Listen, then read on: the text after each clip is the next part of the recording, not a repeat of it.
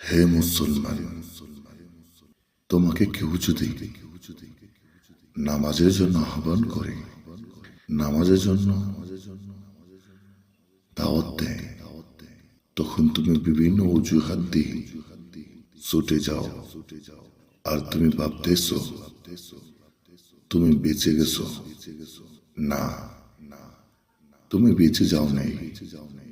মনে রাখবে, দুনিয়ার মানুষ থেকে বিভিন্ন অজুহাত দিয়ে ছুটে যাইতে পারবে, কিন্তু সেটা আল্লাহর কাছে কখনো পারবে না।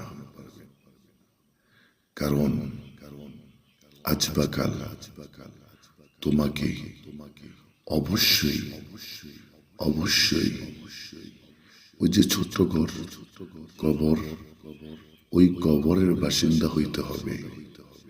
সেখানে কোন রকমের অজুহাত চলবে না।